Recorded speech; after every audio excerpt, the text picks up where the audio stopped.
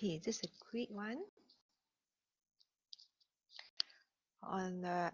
During the last lesson, we talked about some basic terminologies of statistics. Yeah, there are quite a number of them. So hopefully you have some idea about what statistics is.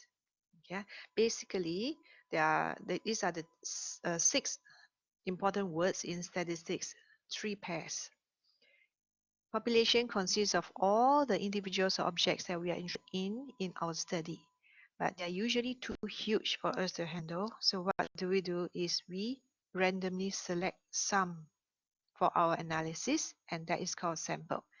So if we have 30 numbers here, 30 data set, and we manage to calculate something called average from that 30. So this is the price of the bubble tea, right?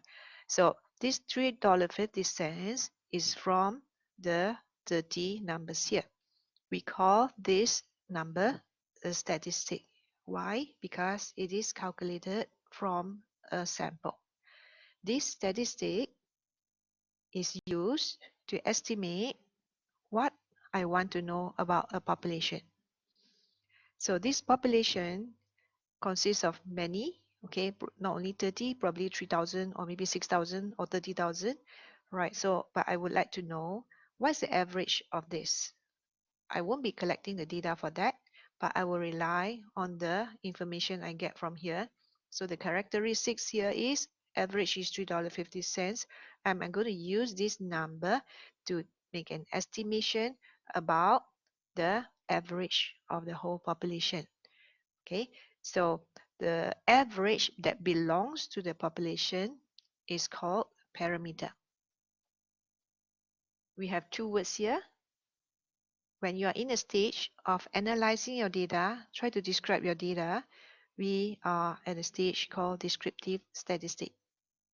But once you have something about the data, you know some information about the data, the characteristics, and you are ready to estimate for the population, you move to another stage of the statistics, which called inferential statistics. Okay, so these three pairs of words form a very important concept of statistics.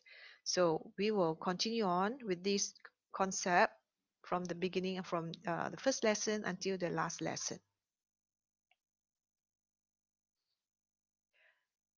So since sampling is so important, the sample is so important, that we have a common techniques that how we actually select the sample. Okay, we have four. This is like the lottery, just picking up one out of the 100. Yeah, it's totally random. The second one, you group them into any groupings. Then you are taking every kth sample. Okay, every kth, every 100 or every fifth or every 10, you are picking up. So if you are using this, it's called systematic random sampling. If you group your population into specific groups by characteristics, then we call that stratified random sampling. If the characteristics is geographical area, then the sampling is called cluster sampling. We also talk about data types. We have two types of data, qualitative and quantitative. Okay, and qualitative are not numbers, quantitative are numbers. When you talk about numbers, you will have two types of numbers. Some numbers you just cannot put decimal. So for example, how many students in this class now? You cannot have any decimal. It has to be in round number. That is called discrete. But there are values or responses that you can choose not to give your answers in decimal, or you can choose to give. Okay, so for example, what's your age, or what is your height? You can just tell a number without any decimal, but if you want to add decimals behind that number, it is still meaningful. Yeah, it's not like number of students, it has to be round number. But if you're talking about your height, what's your height? You say I'm 150 centimeter, or I'm 1.75 meter. Okay, 175 cm or 1.75 meter.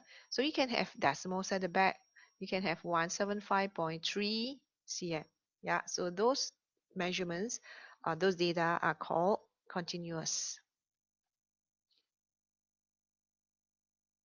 The last four words are the nominal ordinal interval ratio. The first batch here is if the data is not number, then it's called nominal or ordinal. Okay, we have split it into two levels. Ordinal is a little bit higher than nominal in the sense that ordinal give you a little bit more information. For example, gender, male, female, you just know it. Okay, it is a label, but you cannot order them. But if you have a small, medium, large for your shirt, size of the shirt, then you have small, medium, large. You know, large is bigger than medium and medium is bigger than small. So they have extra information and this data is ordered naturally. You don't need anyone to tell you that the medium is larger than the small. Yeah, so it's naturally ordered. So it's ordinal. But this ordinal data, you cannot quantify it. So you cannot find a difference. Can you tell me exactly what is the difference between small and large? You can't. Okay, unless you measure it. Once you measure it, then it is a number. Then it goes here. Okay, so interval you must have a number. What's the difference between small and large? If you measure it, then you know that okay, the small is this size, whatever cm, and the large is whatever cm, right? So we can find the difference between the two. Ratio, what's the difference? Ratio also can find a difference between the two, but ratio has another one extra feature. It has a true zero. You know where it starts from when you count. You know where it's going to begin when you measure something. Okay, so the measuring tape has a starting point which is a 0, and when you count, even though you don't count 0, 1, 2, but you know that there is a starting point which is starting from 0, then only you have 1 and 2 and 3. So those data is called ratio. Right, so these are all the words. And we move on to distribution table or frequency distribution, where you can have one single item on this side, which we call that class, right? So if you have only few classes, that is fine. Only few numbers, you can list down one by one. But if you have a huge list of classes, then you can't do that. Or if you have continuous number, you can't do that. Okay? You have to put them into a group. So this is the group. This is called group frequency distribution. And how many groups can we have? We call that class. Okay, how do we find the class? This is the rule. We have a rule and we try to find out what is the value of the k. This k is the number of classes, which is the smallest integer that fulfills this expression. The n stands for the number of data values in this class, in this data set. Yeah, n, the number of data values. So from there, we actually can go on using this k. We are going to split the number of data we have or the range of numbers we have by 5 because we need 5 groups. So from there, we come up with a range. And that range for each of the class, we call that class width. And this class width, you have to decide what number you're going to start with for each one. So for example, the number minimum is 12, but what are you going to start with? So you can start with anything smaller than 12 as long as 12 has a place to go into. Okay, it has a class that you can drop inside. Right, so this is how you get the table. Relative frequency is getting the percentage in a way, right? But before you multiply 100, 3 over 20 times 100%.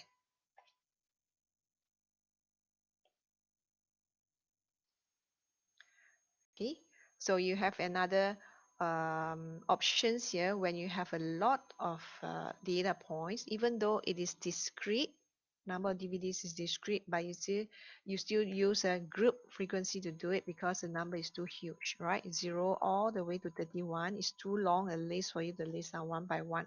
So you can group them together. Now the grouping of this table has two ways. You can group them by 10 to under 20, which does not include 20, and 20 to under 30 include 20. Okay, so you use this when you deal with continuous data which you can have decimals. For data that you cannot have decimals and number of DVDs, you don't need to put the under. Okay, so up to 3 will do. There's nothing between 3 and 4.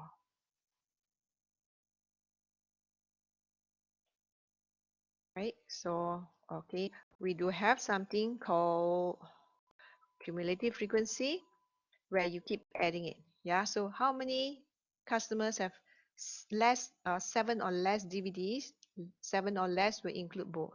Okay, so you're going to get both, which is 110. You can also find out the relative frequency for this cumulative column. If you're just getting every one of this, divide by the total, which is 230. We also talk about the graph. Histogram are the ones where you have the bars, okay? And the height follow the frequency. The x-axis, horizontal axis, will be the data. So if we have under 30 and the next one start with 30, they are all, there's no gap in between. So you're going to share the border for both, okay? For polygon, you are going to plot it above the middle. 0 to 30, the middle is 15. So you're going to plot it above the 15. Okay, then you go on until you finish. Then you realize that the graph is hanging in the air. So you're going to tie it down and here, right? So this is a feature of the polygon. So when it tied down, you must have the same distance as what you have here. Yeah, the horizontal distance from here to here is the same horizontal distance from here to here. Same from here to here and from here to here. Okay.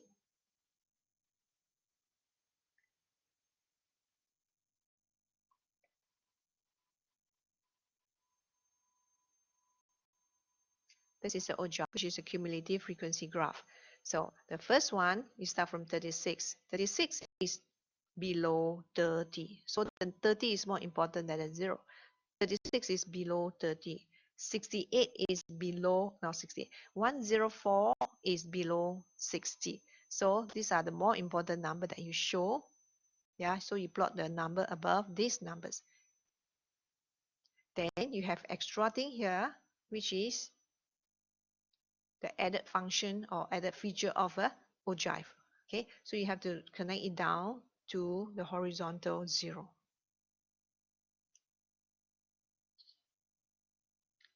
This is the same. Okay, so this is what you do. Okay, this is how you draw the histogram when you don't have under. You cannot share the border. Are you sharing 3 or are you sharing 4? No. So you just put them as 1. Okay, so from 0 to 3 is 1. 4 to 7 is another 1. Okay, so that's what all we did. We have a few shapes here. We're going to look at these shapes later on in this topic again. Topic 2, I mean. Okay, now you already have this, right? Now we are going to draw the histogram. Let's draw the histogram on the next one. Yeah, I asked you to draw it as a homework, right? So let's draw it now. If you still have any questions, so you should be able to comprehend after this.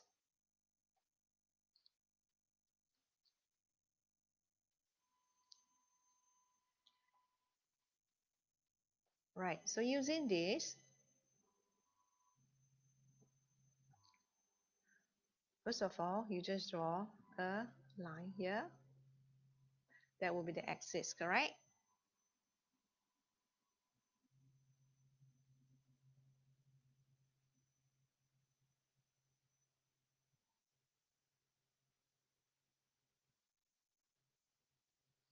Right, so how many classes you have? 1, 2, 3, 4, 5. Okay, 1, 2, 3, 4, 5. There are 5 classes, and you see the grid. You have so many boxes. So let's see. 1, 1, 2, 3, 4, 5. Okay, just nice.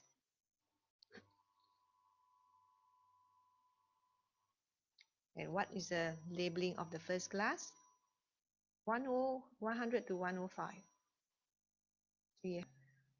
100 to 105. You want to start off here. You want to start off here also can, yeah, nothing wrong. Then the next one will be 106 to, okay, start off with this one easier. 112, 118 plus 6, 124. So this one will be up to 111. This one will be up to 117. This one will be up to 123, and this one will be up to 129. What is this? You have to give a comprehensive name. This is a number of cupcakes.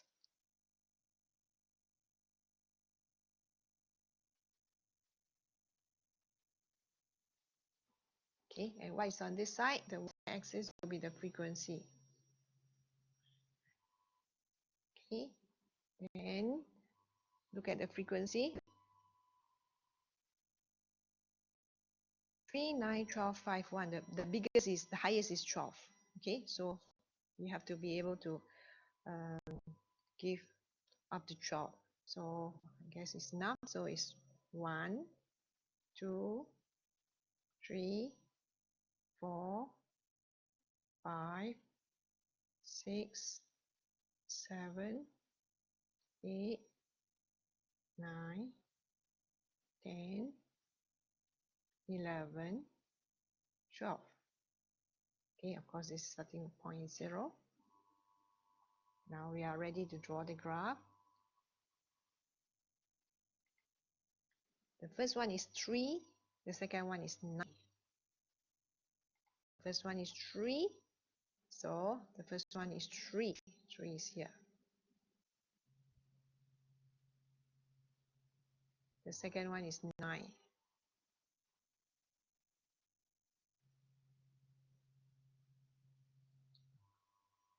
Then the third one is what? Okay, if you want to see a clearer picture, this is how you do it. So draw it into a box.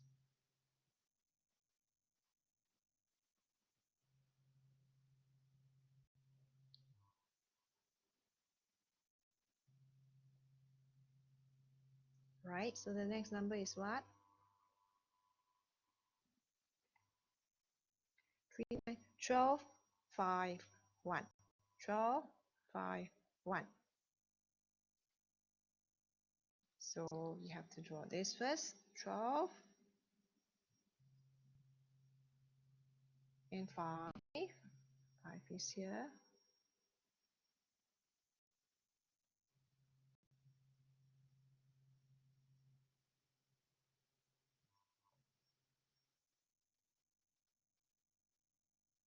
And 1.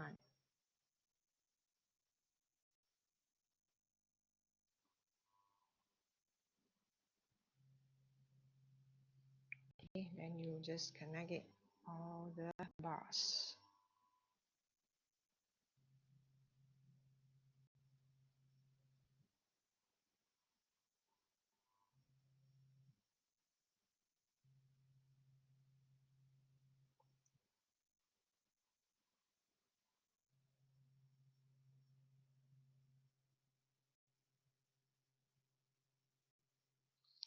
Yep, we're done.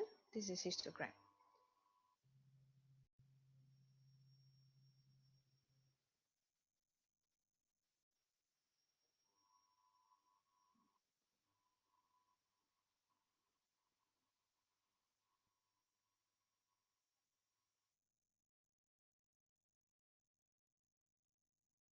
Yeah, so you just look at the feature of the histogram. It must be bars, okay, and there are numbers, so you don't need to leave a gap in between.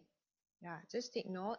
this portion of plotting this histogram and everything, or this graph in this topic, different books will give you different idea. So it doesn't matter, as long as it's recognized, it is considered acceptable. But for exam purposes, just to follow what this book is presenting to you, which is in this way. So this is histogram. The next question that the question asks you to do is going to polygon. Okay, so we are going to draw a polygon on the next page, the next graph.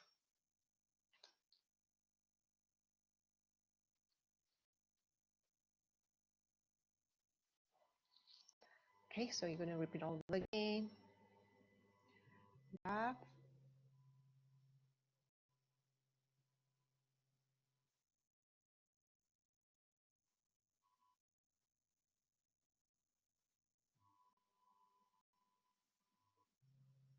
This is frequency. And 1, 2, 3, 4, 5, 6, 7, 8.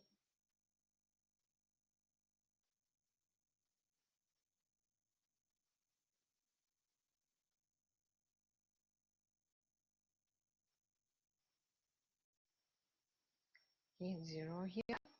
Okay, same thing. We're going to put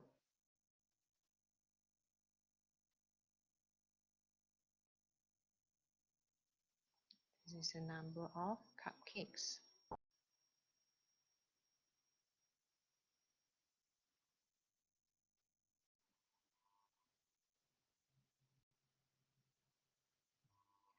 Right?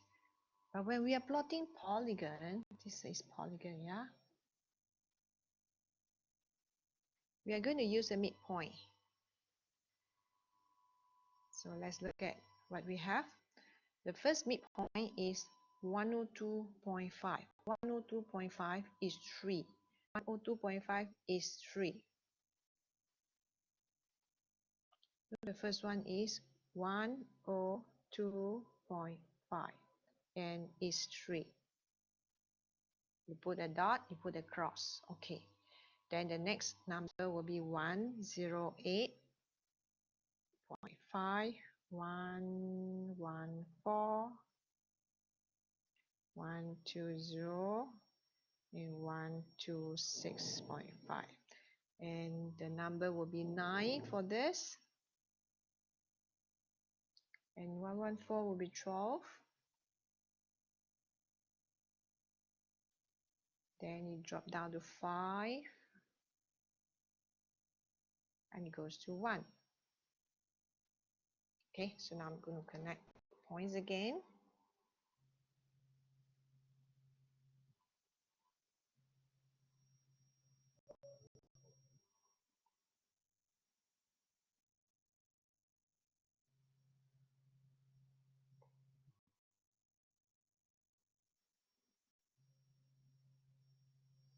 Right, so you see that the graph is a bit weird, hanging in halfway in the air. So we have not put in the features of this polygon is we're going to extend this 2 more boxes. So every dot is 2 boxes. So you find 2 more boxes will be here. Okay, 2 more boxes will be here, and 2 more boxes at the beginning it will be here. So we are going to extend it. So this I'm going to use another color so that you know that it is not from the data, but it just need to be there.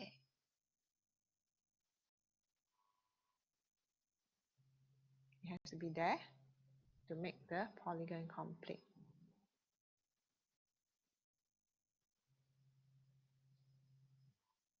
Okay, so this is a polygon.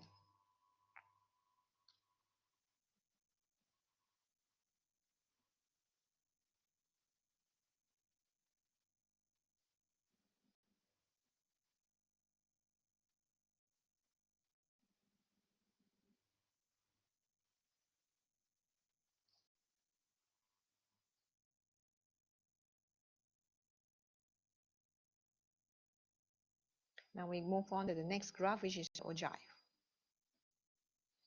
Okay, I have to draw again.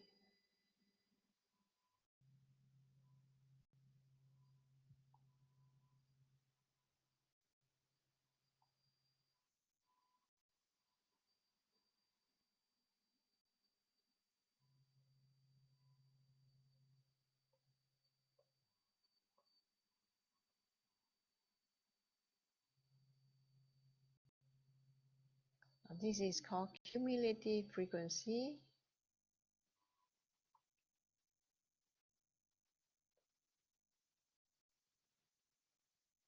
Right, and okay, this is again the number of cakes.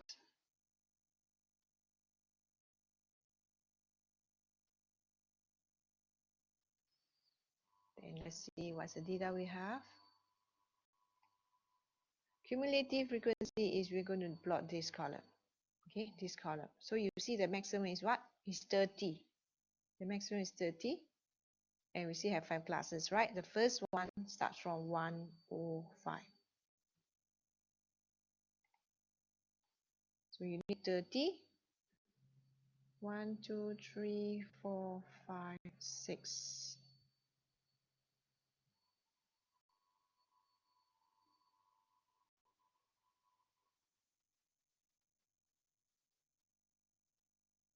Okay, to make things simple, how many boxes we have? We have 1, 2, 3, 4, 5, 6, 7, 8, 9, 10, 11, 12, 13. 13. So you will have 10. Each one is 3. Maybe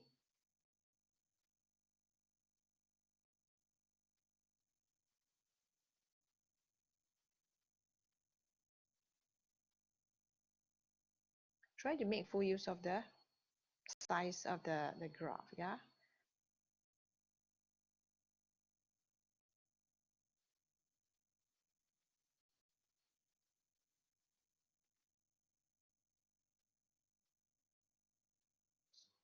Right, so this is a 0. And we have 5 classes. Let's start off with 105. Where do you get 105 from? It's from here. Yeah, the upper number of the class. 105, 111, then continue on. 105, 111, then plus another 6, plus another 6.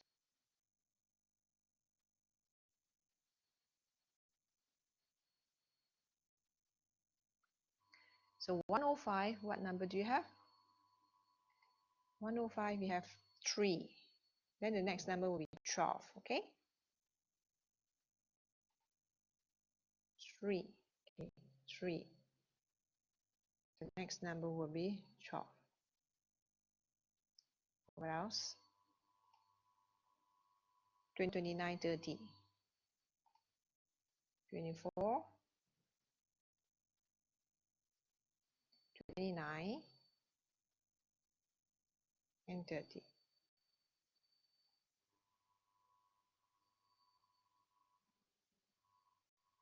Right. For this graph, you can use a free hand to try to make it into a smooth line. Okay, it's a bit difficult for drawing on computer. So I'm going to just use this to connect it.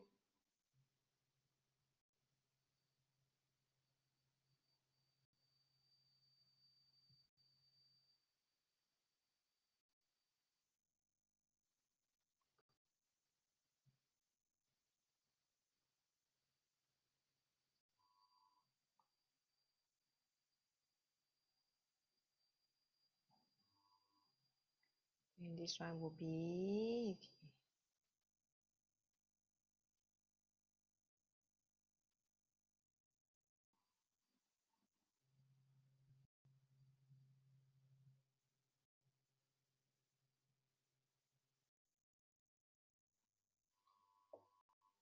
okay. So we are done with the ogive. Right, ogive have to start from 0 point at the horizontal, right? So you have to have a point here. You don't need to start from the origin. You can start here from the 0, then you go up, it's okay. But this is a graph.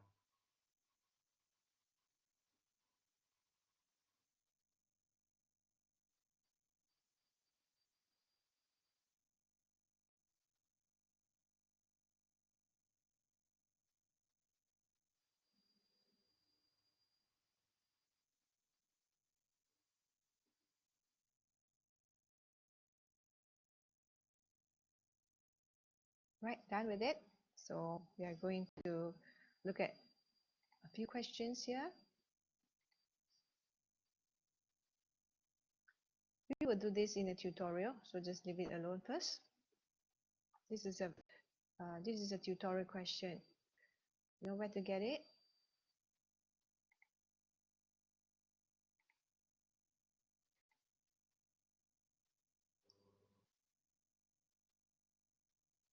Under the additional resources, tutorial questions.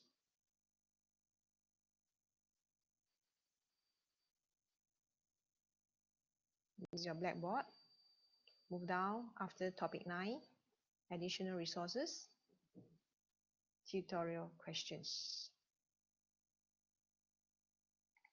Okay, back to here.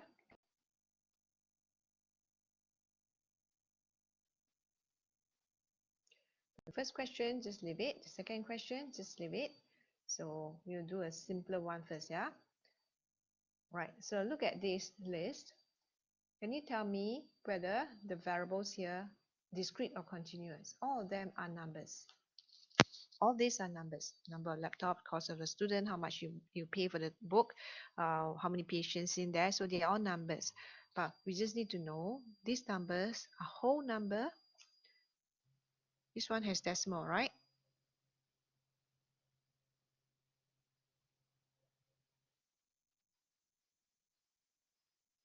Okay, decimals allowed. It's a bit fat, yeah.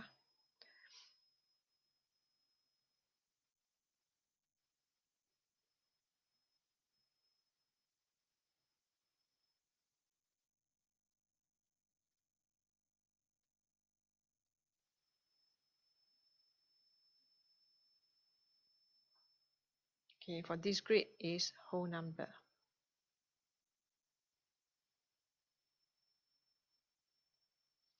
Cannot have decimals, right? So what is number of laptops? Can you have 1.1 laptops? No, so the answer will be discrete. Okay, I just use a short form, right? Cost of a student's textbook. How much you pay? So when you pay something, it will be dollars and cents. So it will be continuous because you can have decimals. Number of patients registered at the clinic. Number of patients, number of students, number of people cannot have decimal, so it's discrete. Monthly electricity bill, again, is dollar and cents, is continuous. Lowest temperature of 30 days, the lowest temperature of 30 days. So temperature, you can have decimal, so it's continuous. Number of books sold in a day. Books. We don't sell half books, right? So it will be discrete. Age of a contestant signed up for a marathon. Age of contestant. So the other day I illustrate to you, age can actually can be broken down into a smaller chunk. So today probably you are 9 years old, but maybe last month is your birthday. So you are 19 years old 1 month, and probably another 1 day. Okay, so you can actually break down into a smaller chunk that is called continuous. Right. Right, so this is how you define this. Next, classify each variable as qualitative or quantitative. So here you only have two. You only have discrete or you have continuous. Right, so they are all quantitative. Here now you have two.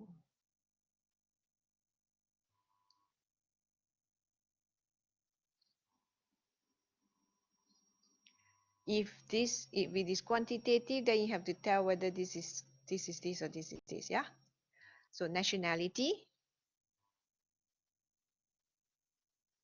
I use short form. So this one is I straight away okay, I use quantitative.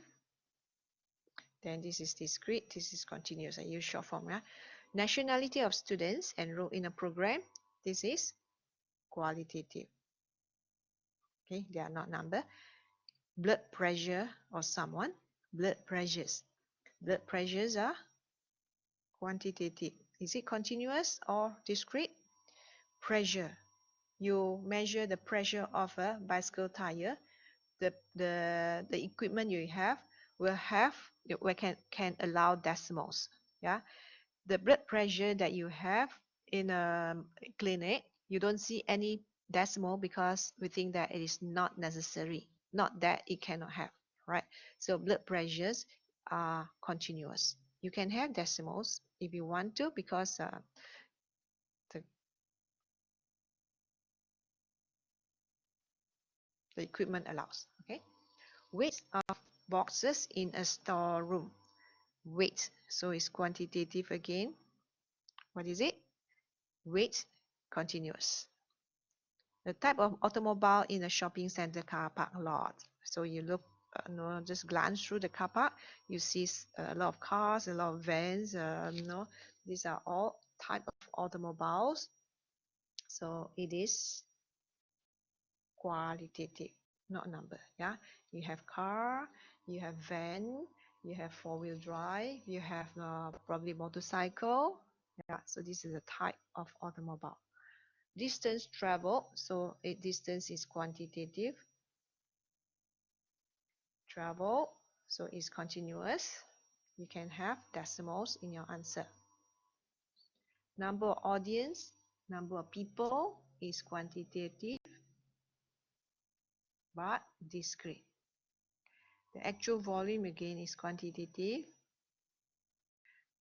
Volume in ml, you can have decimals, so it's continuous. Okay, so that's how you do it. So classify each as a nominal, ordinal. So now you have four things. You have nominal, ordinal, interval, and ratio. So just now I briefly explained already. So let's decide what is it. First of all, you have to know these two are qualitative. These two are quantitative.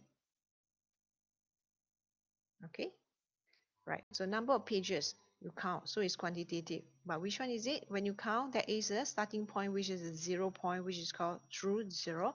So this is ratio. Number of pages. Ranking of golfers in a tournament.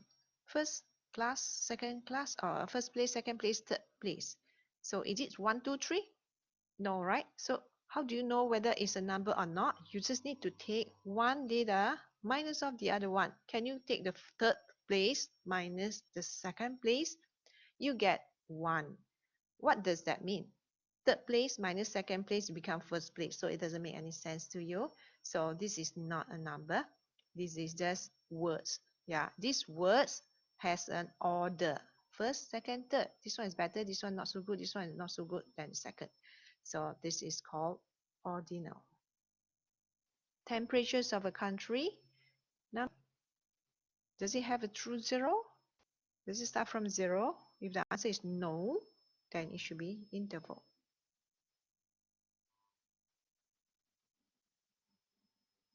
Weight of someone or some cell phones. Yeah, weight, numbers. Does it have a starting point which is 0? Yes, so this is ratio. The salaries of someone. This is not profit. Yeah, profit can have negative. Salaries cannot have negative, so you always start from there's a starting point which is called 0. Then you start to count your knowing your salaries, right? So this is ratio. There is a true 0. The time required to complete a chess game. When you start your stopwatch, where does it begin? You start from 0, right? So that is a true 0 point, starting point. The rating of textbook. Poor, fair, good, excellent. They are not numbers. They are words, but this word has some order. You know, excellent is better than good, good is better than fair, fair is better than poor. So this is ordinal. Number of gallons of petrol used last month. Number of gallons is numbers. So numbers has a starting point which is a 0 point. So it is ratio. Age of children in the daycare center. The age of students is number. Does age start from 0? Yes, the moment you were born. So is ratio. The categories of magazine in the physician office, whether it's a women's, is a men's, or is it a sports, or is business, or whatever, right? So this category does not have any order, so it is nominal.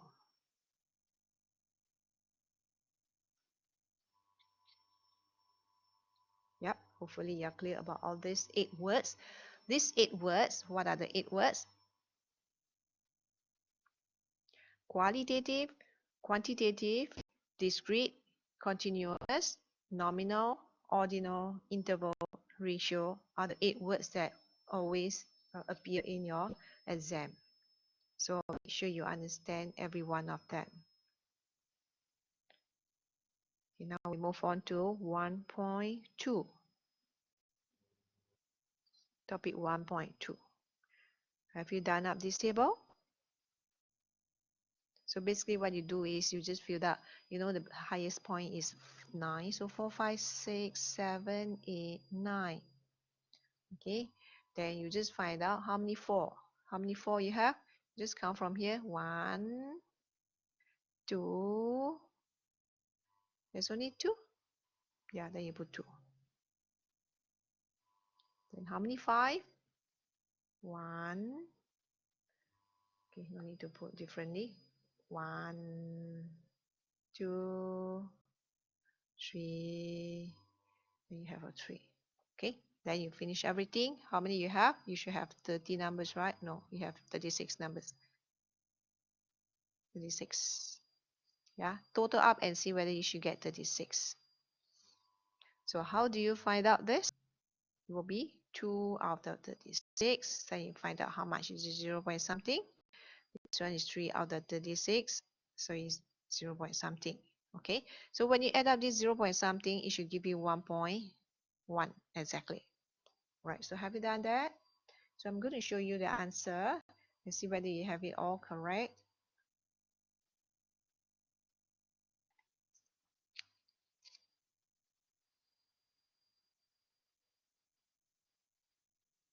Check your answers.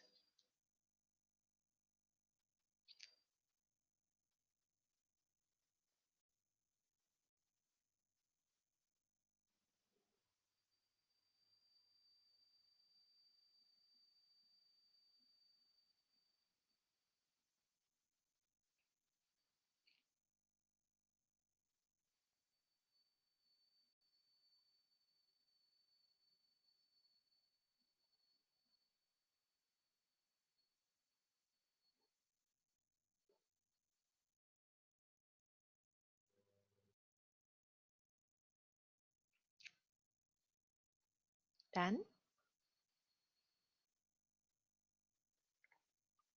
Okay, now we're going to move on to the next one. The table below shows the number of points scored by a group of college students. So you have a group of things here. Now, how do you find out the number of classes and suitable class width? We will, if you are not too sure, I will show you during the tutorial. So today, I just want to make sure you have the correct frequency before you draw your graph.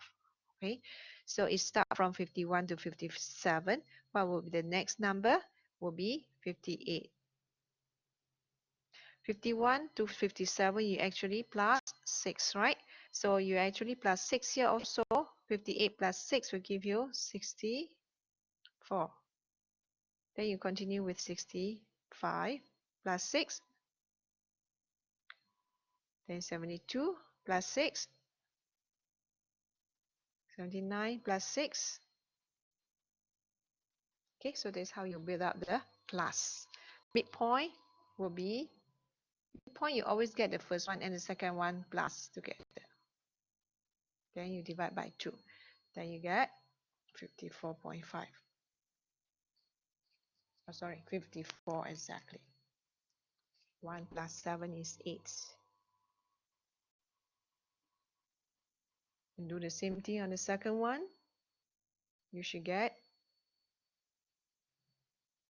61.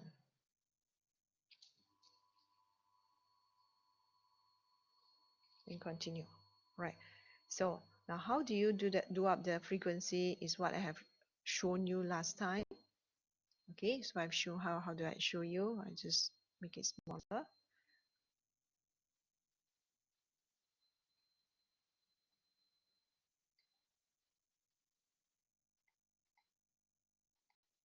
Right, so you just cancel one by one. 72, where is 72? 72 is here. Okay, where is 71? 71 is here. Where is 62? 62 is here. And where is 68? 68 is here. 69 here. 76 here, and so forth. This will continue until you finish the whole list. So you find that finishing this whole list, it just take you about a minute, right? So then after that, you find out the relative frequency and find out the cumulative frequency and cumulative relative. So now I'm going to show you the final answer. For please check against your answers. Yeah.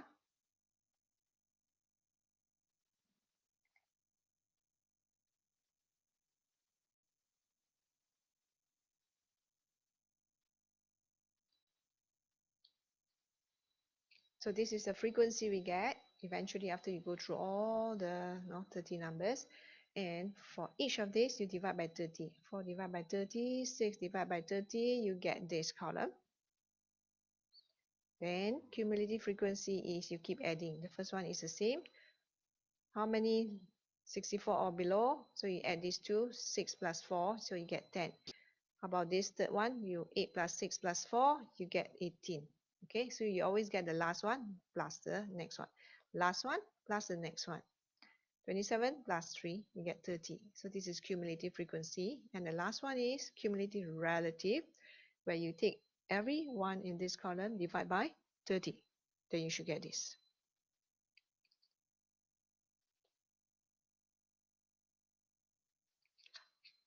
Check your numbers.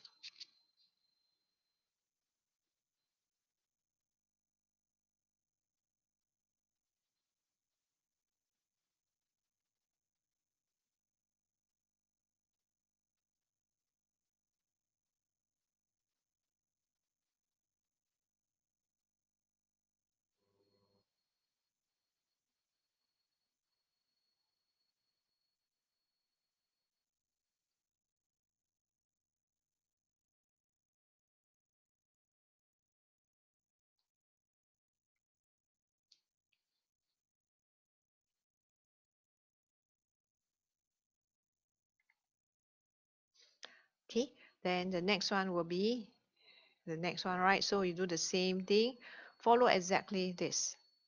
Okay, so the rest of the front, how you calculate the class, how many number classes versus number class width, we will go through in the tutorial session. Okay, so today just make sure you have the correct table before you draw your graph. Just follow exactly 71, 75 to under 90. So what's the next one? The next one will be 90 and under 105. Okay, you just plus 15, right? So you also plus 15 starting from 90. So this is your answer.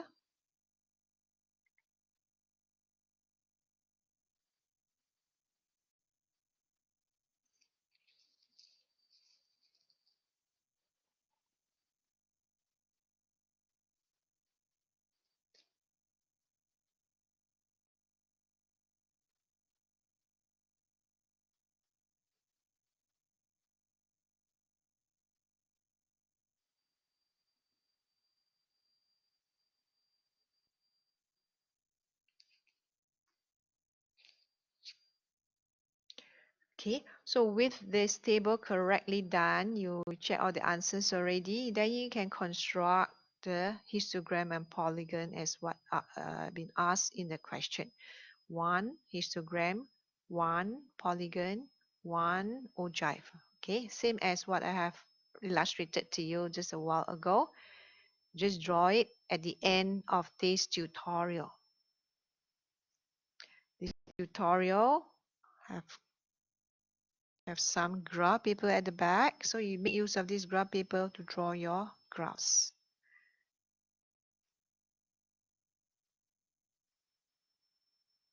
Okay, right, so we need to move on.